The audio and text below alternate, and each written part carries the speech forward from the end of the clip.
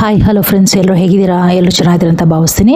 ಎಣ್ಣೆ ಬೇಡ, ಉಪ್ಪು ಬೇಡ, ಎಲ್ಲನೂ ಕಡಿಮೆ ತಿನ್ನಬೇಕು ಅನ್ನುವಾಗ ಈ ಥರ ಒಂದು ಡಯಟು ಉಪ್ಪಿಟ್ಟು ಮಾಡ್ಕೊಳ್ಳಿ.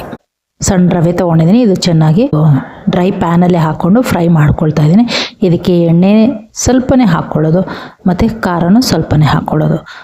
ಮತ್ತು ಇದಕ್ಕೆ ಸ್ವಲ್ಪ ಅರ್ಧ ಟೀ ಸ್ಪೂನಷ್ಟು ಎಣ್ಣೆ ಹಾಕ್ಕೊಂಡಿದ್ದೀನಿ. ಒಗ್ಗರಣೆಗೆ ಬೇಕಾಗಿರೋದು ನೋಡಿ ಏನೆಲ್ಲ ಇದೆ ಅಂತ.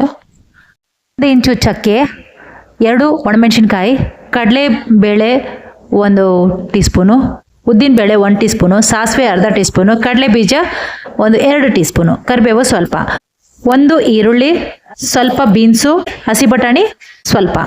ಎಣ್ಣೆ ಕಾದಿದೆ. ಈಗ ಇದಕ್ಕೆ ಸ್ವಲ್ಪ ಮಸಾಲೆ ಎಲ್ಲ ಇಟ್ಟಿದ್ದೀನಲ್ಲ, ಎಲ್ಲನೂ ಇದ್ರ ಜೊತೆಗೆ ಸೇರಿಸ್ಕೊಂಡು ಸ್ವಲ್ಪ ಕೈ ಆಡಿಸ್ಕೊಳ್ಳೋದು.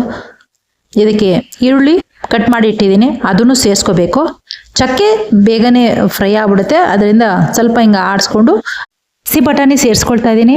ಬೀನ್ಸು ಮತ್ತು ಈರುಳ್ಳಿ ಎಲ್ಲನೂ ಸೇರಿಸ್ಕೋಬೇಕು. ಈಗ ಆಗಿದೆ.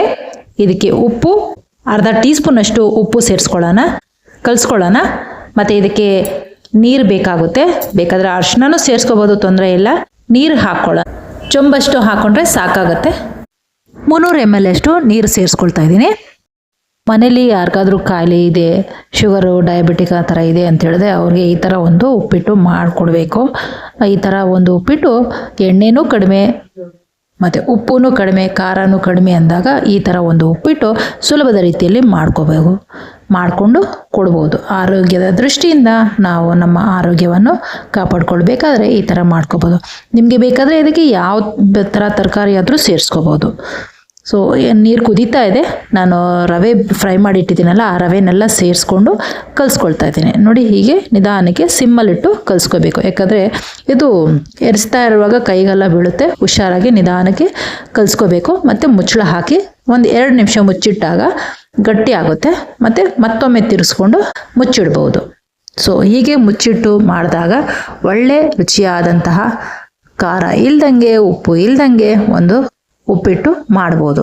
ನೀವು ಇದೇ ಥರ ಮಾಡ್ಕೊಳ್ಳಿ. ಇದಕ್ಕೆ ಬೇಕಾದರೆ ಅತಿ ಕಡಿಮೆ ಸಮಯದಲ್ಲಿ ಬೇಗನೆ ಈ ಥರ ಒಂದು ಡಯಾಬಿಟಿಕ್ಕು ಎಲ್ಲ BP ಇರೋರಿಗೆ ಈ ಥರ ಒಂದು ಉಪ್ಪಿಟ್ಟು ಮಾಡಿ ಕೊಡ್ಬೋದು. ಈ ಥರ ಉಪ್ಪಿಟ್ಟನ್ನು ತಿಂದು ಅಭ್ಯಾಸ ಮಾಡಿಕೊಂಡ್ರೆ ನಮಗೂ ಆರೋಗ್ಯಕ್ಕೆ ಚೆನ್ನಾಗಿರುತ್ತೆ ಮತ್ತು ಹೆಚ್ಚು ಕಡಿಮೆ ಆದಂಗೆ ಬ್ಯಾಲೆನ್ಸ್ ಆಗಿ ಇರುತ್ತೆ.